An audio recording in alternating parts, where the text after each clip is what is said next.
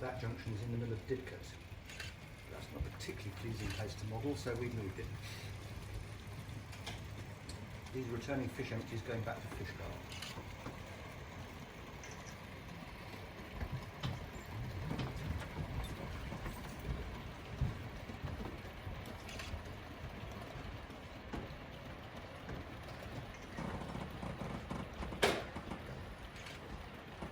Has black wellies on.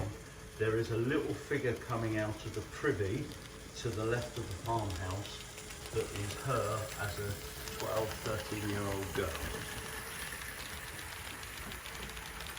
Now with a bit of luck, unless now we're going to have even a longer wait because while that... I'm not quite sure why those signals aren't coming up.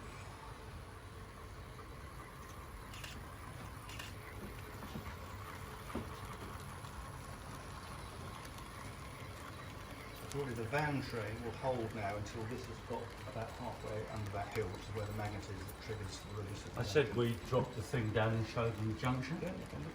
Okay. Now, yes.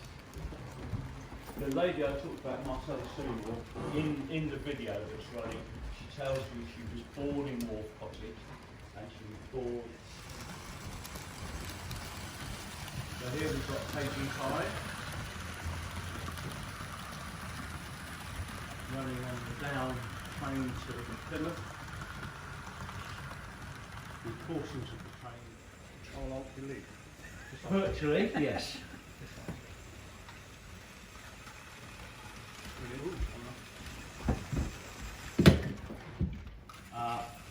We still would have stopped it. Oh, and just We wait would for have the released that. Okay. There's a key here which I have Yeah, on my that's fine. hand, which drops them down. But I'll tell you what, if you just lift one, just lift it. They are heavy. Yes. Well, it's got to be taken right outside to stop all our younger visitors nutting it. And it's been built. And for those of you that try and work out what was the area of chalk, the other side there, that is actually the brickworks, which was started by one of our volunteers who unfortunately died through construction, or doing construction, and we're now waiting for somebody to complete it with a Great Western loco, and then the other two sections are one in Great Western colours, the chocolate and cream, and the other in the maroon. They're coming from another station, so they've all joined together. I believe they would have come up through Redhill, Guildford, up to Reading, Reading to Oxford. Partly to ease wear and tear. Yeah, So it's one train that will never change, and that's the Long Goods, because it's so iconic. And partly to sort of keep the interest up for visitors. yeah.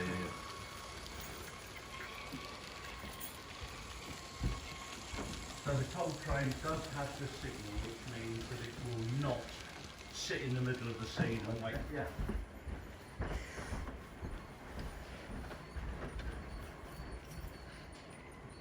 This is a 1927 train, so all the wagons in there should be. There we are, guys. The end window's open if you want to get a shot of it going into the station and crossing over on the line as a crossover.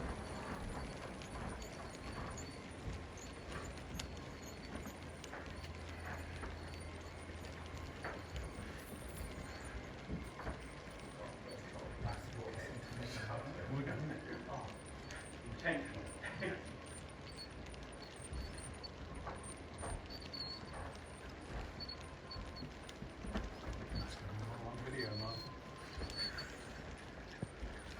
And I will say that those wagons have real coal in them. Might not be the full depth of the wagon, but there is a wagon, A. Butler and Co., which is the third wagon in, which actually contains coal from A. Butler and Co.'s yard in Henley. A. Butler and Co. are no longer in existence as coal merchants, or no longer in existence, period. But it does have A. Butler's coal in it.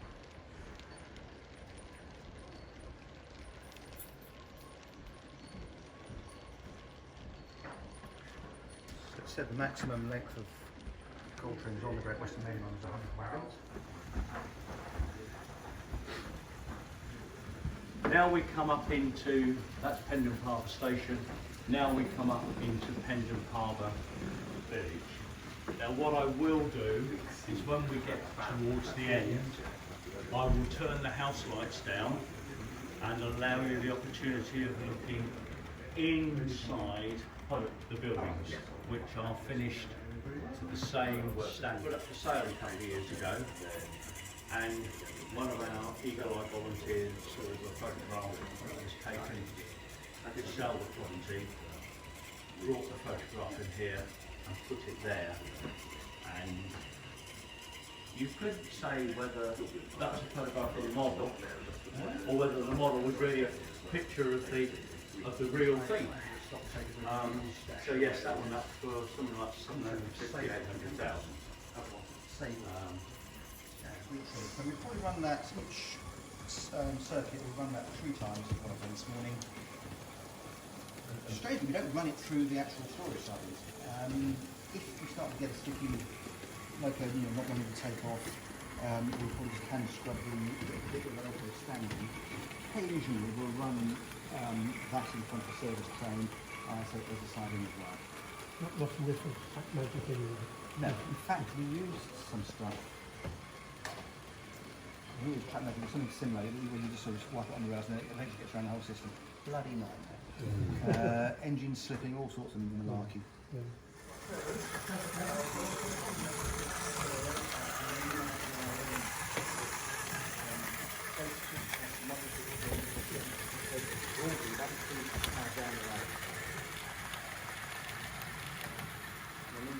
Picture that's still talking.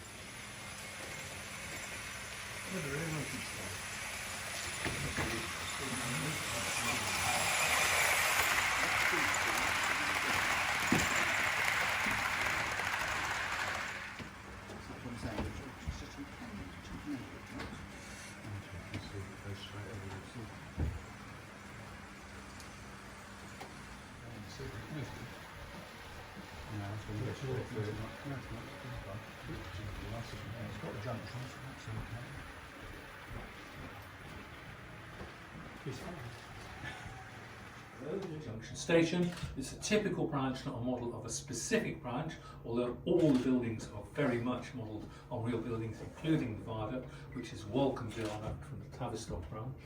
And this goes all the way, we think, maybe to Launceston or Tavistock perhaps, where then the train will be split and work forward and strip workings to all the yards down the line from there to North Carrick, the branch terminus. So we've got a group of wagons that are working some distance as a single trip. And that would be, of course, how the railway distributed its freight quickly and in a timely and therefore cost-effective way. So if you need to have reassurance, this is the picture that we have from the National Railway Museum, with their licence of course, that shows the viaduct, and this is our interpretation. We put these up fairly recently. So Madder Valley, you know how water trains work, so this is semi-permanently coupled, and the engine stands in front and drives the main controls. But that is a way of life, that director's saloon, that's gone forever now. But this is how the railways operated. There was a pigeon special coming back from the south coast going up to the north. They put 3 coaches on the back of this pigeon special and took those 300 people back up to Birmingham. Now that is how the railway operated. These days you couldn't do that because you've got matched sets. They've got engines or driving compartments on either end. So it's a different railway, but not the one with the bell. And this gives us one of our conundrums here, because it's an up train here. When it's on the sea wall, it's actually a down train because it's travelling from Exeter towards Teignmouth. So we have to be very, very careful with what the consist is, because things like the Centenary Express. Oh, what was the express that was started with the Centenary stock in 1935? Can't remember that now. But anyway, it had a fixed formation because there was a couple of 70 trains when we've built them all, and whether we ever do manage to build them all. But we will have 70 trains, and they're each modelled on a real train where we've got either photographic or other evidence of the train and the service, and then they're given a number which indicates the year of that train, and then a letter which identifies the number, the position very recently on the Didcot, Newbury and Southampton Railway.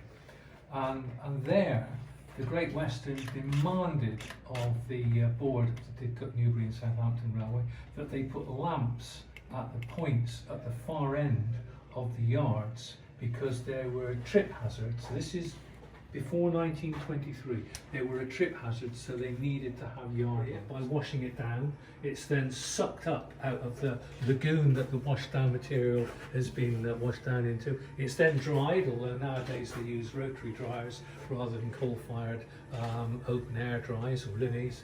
And then it's transported in hermetically sealed containers. But back in the 1930s, it was loose, it was dusty, it was abrasive, so you put a tarpaulin across it, but you still contained it and then carried it, and in large degrees you carried it. So a T9, nicknamed Greyhound because of their free running and free steaming capabilities, and 3 coaches which are mainly So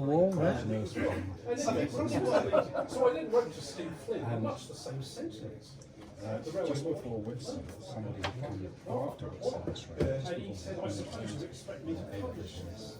One of the students came with a photograph taken on the Brunel beach, Saying that I've learned. which has been on the front page of the Sunday Times, of some very attractive looking girls in bikinis.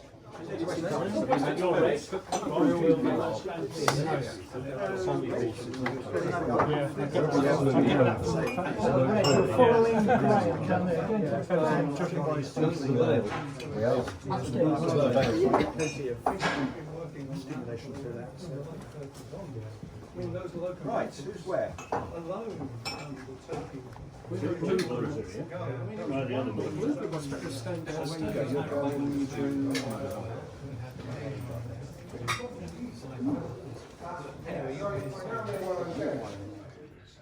Permission to actually take the double garage and split it into 2, cross the width of the bridge, and knock down one door, halfway across the garage, halfway in, all like back end of the garage, completely, something like that. And I basically built my layout in there. Right now, I've finished building the layout. I did nothing massive. But I'm conscious that I had a layout in the house that I never finished. Because it was enough. So the ground's just out of my pocket. It's set up in the train.